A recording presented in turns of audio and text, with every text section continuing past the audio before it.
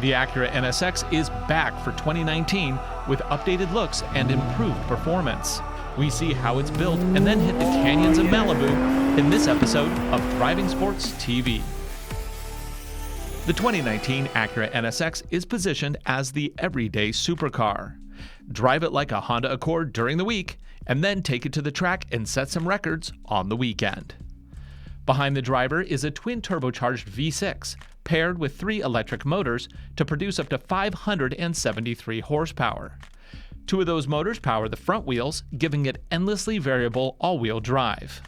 The roof, carbon fiber. The brakes, carbon ceramic.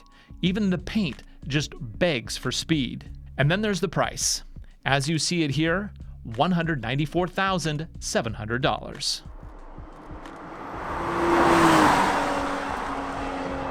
Now you're probably asking, why does a supercar, even one as technologically advanced as the NSX, cost that much?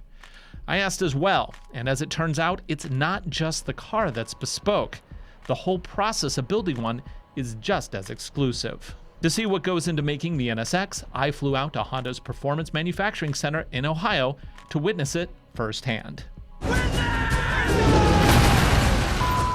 Here's plant manager Gail May to give you an overview of the facility. So the PMC is actually, it was a building that was 30 years old that we had the opportunity to come in and completely renovate. And the whole idea with the NSX, we're all about quality, we're all about high performance. And so we wanted a building and a plant that would actually represent what the true NSX was. It's here that every NSX is built with painstaking attention to detail, using the latest in robotics, with humans checking and rechecking every process along the way.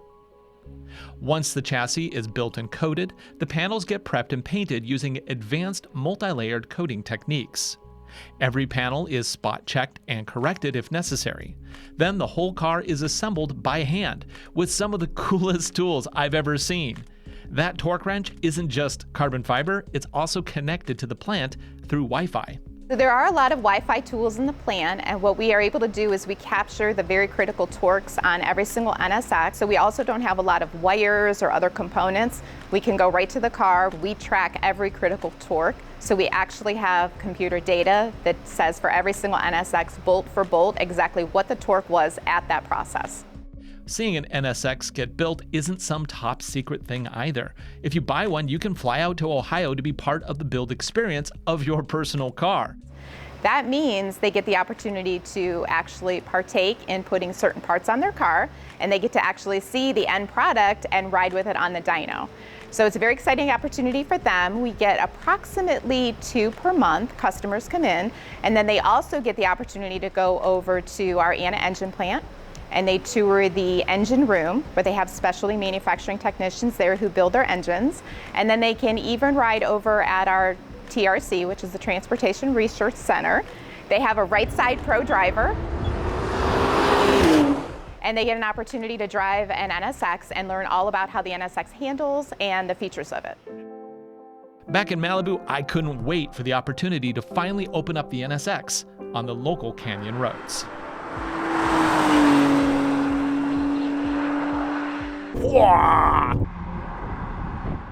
To really enjoy this car, you need a proper canyon road with no traffic on it. Just the sweet sound of that twin turbo V6. You know, let's just say you own a few really rare exotics that you don't really want to take out every weekend. The other car you should have in your garage is the NSX. It's the everyday supercar that you can quite factually drive every single day. It's got all-wheel drive, it has a hybrid drivetrain, more on that later, and it is super easy to drive fast, like ridiculously fast, ridiculously easy.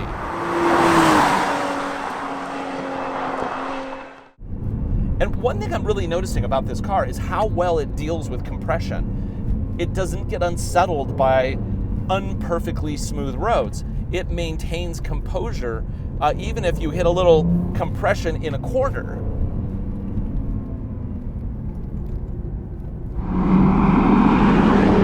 Like most modern cars, this one has multiple personalities thanks to the dynamic mode selector. Now, I can switch it over to track mode by holding it to the right. Track mode is not the most extreme mode. It's actually designed for more consistency, because when you're going lap after lap after lap after lap, you want to have the same result. Now, if you use up your electric battery for the front wheel power on lap 2 and you're going into a corner, it's going to give you a different handling response. And that is not good for racing. You want to have consistency. That is what the track mode is for. So for around town, the dynamic mode you want to probably put it in is Sport Plus. That gives you maximum response, maximum power, and just a little less traction control. Let's go ahead and try 0 to 60, shall we? And I'm gonna go line up, and 3, 2, 1, go. Whoa, and 60. That wasn't even using launch control.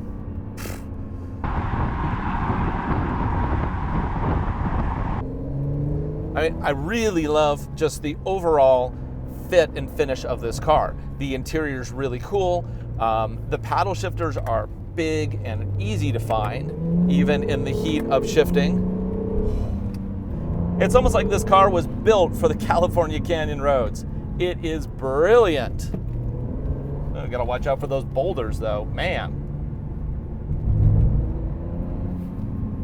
And I love the feel of this wheel. It really feels great in the hand.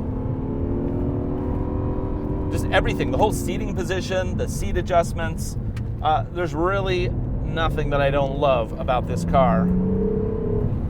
Actually, maybe I would spend $150,000. I think I'd spend $150,000 on this. $190,000 is a little rich, but I could do without the fancy orange paint.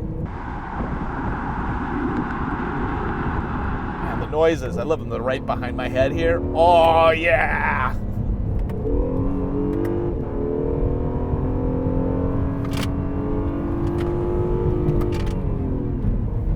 Now, as far as practicality, there are some caveats with this car. It has a fairly small trunk. You can put a few golf clubs back there, but nothing really significant. Because of that, I am actually carrying camera gear with me in the car, which is not always my favorite thing. So if you hear any clacking and clicking and rattling, that's probably my camera gear sitting next to me. Downshifts. Oh, man. When I first drove the NSX a few years ago, I really wasn't that impressed. I think I said it drove like an Accord or something mean like that. But the road is everything. And in that first drive, I was honestly stuck in traffic most of the time and didn't really have a chance to open it up. But today, I could really enjoy the NSX in its element, and I came away with an entirely different opinion. This is a truly amazing car. Not just because it looks the bit, because it clearly does, with its carbon fiber bits, flying buttresses, and high-tech interior. It's because it's not only fun to drive, but it makes me feel like I'm a much better driver than I really am. It still rewards me when I'm good and covers up my mistakes when I'm, not so great. But how does it do this? It comes down to the bits and how they're programmed to respond. And sure, the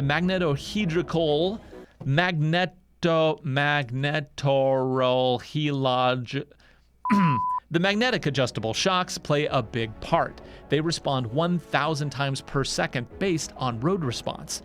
But the real hero here is the hybrid all-wheel drive system. Let's take a look at an NSX without its panels so we can get a closer look at the details. The hybrid design here is similar to the Acura RLX, but in reverse. Here, a twin turbocharged 75-degree 3.5-liter V6 with dry sump lubrication is mounted mid-ship, right behind the driver.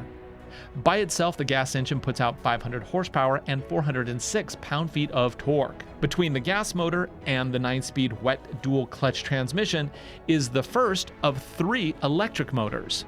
Where most supercars get stressed with repeated hard launches, the electric motor here takes up most of the 0 RPM launch load.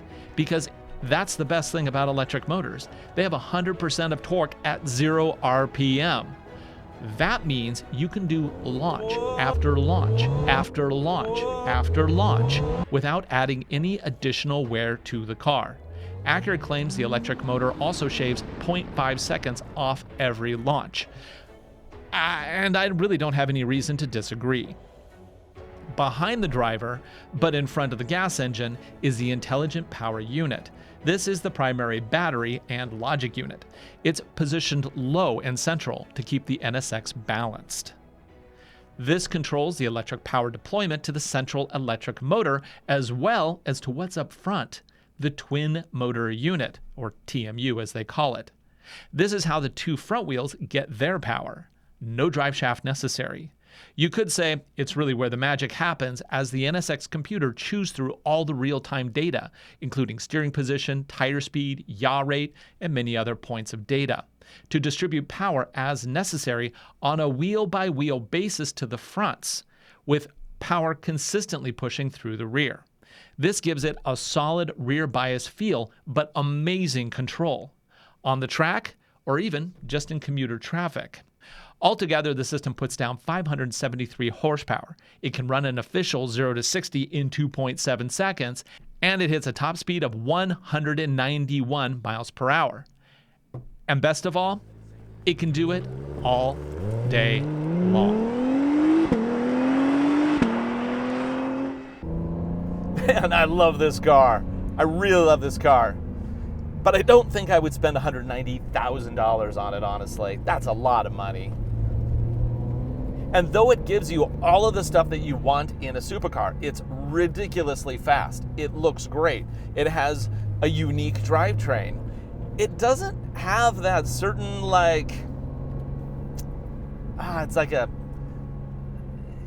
it's a certain thing that you get with a supercar that gives you tingles.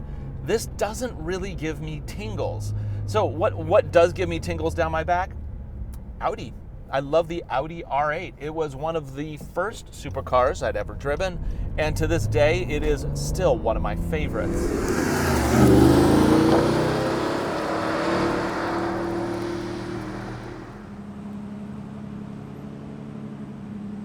Acura positions this car as a supercar that you can drive every single day. I do not own a supercar, so I found somebody that does. This is my buddy Larry Kosilla from AMMO NYC. That's right. The #1 detailing channel on YouTube. If you want to know how to clean your car, he's the guy. Subscribe. Maybe I'll even put a link in this video right here if I'm feeling. We'll see how nice the this rest goes. of the trip is. So, your daily driver lately has been an Audi R8. What year was that one? 2009 manual. Okay. So you drive a supercar every day, and you've been driving this NSX now for at least a few hours. Sure. What do you feel like? What does this measure up to your R8? In terms of performance, no. This is way more advanced. We're talking about 2009 to something that's right. Very, it's a very whole new. decade. It's a whole decade. Yeah. There's not really a comparison of like, hey, I want to go around the track. Which one should I take to be Mario Andretti kind of thing? Not even close. This car's bananas, insane, crazy, nuts. The R8, however, I do feel has a bit more, for me personally, has a bit more emotion, has that gated shifter. I mean, I don't have to even explain. I'm sure half the people watching will be like, oh yeah, don't even say anymore. Click, click, click, click, click, click. I mean, the sensation you feel by doing that is much cooler. You know what I mean? There's a sense of like, wow, I'm doing something. Yeah. So this car will blow it out of the water. That it's apples. So and by the numbers, bicycles. this one is superior in pretty much all ways. Oh yeah, not even worth having a conversation about. However, for me, there's a lot of things tied into it. One, I drove the car in Bull Run, so I had a connection with it. I mean, in 2009, I drove it new, right? And there's no way that I could afford it then, etc. And so 9 years later, when we shot the piece in Atlanta, it was more of a like. I was talking to Musto about this. I'm changing the subject, but we were like, he was saying to me, "Hey man, like how much faster can the cars get? How much more like crazy can the suspension get, and like et cetera, all the things that are electronics." Yeah. And he's like, "I don't care anymore." And I started thinking about it. I was like, you know what? You're right. I'm trying to make decisions specifically about cars and everything in my life with feeling as opposed to like numbers. So, I want the fastest, blah, blah, blah. It's like, okay, well, that's cool. I get it. Unless I'm like a race car driver and trying to win whatever, I think buying cars or doing anything in your life, you should be making a decision based on the feeling that you get. Going back to the R8, I have a very weird feeling, and a good one in a good way, right, with the R8 where I'm like, I feel special in this car. Is it the fastest? No. Is it the most reliable? No. Is it the cheapest? No. But for whatever checkbox it hits, it tickles that thing for me where I think it's great. So coming to this car's awesome. It's orange, it's cool. It has the same daily driver thing, which is really important to me because sometimes I don't like, in the Northeast, I don't like being prevented.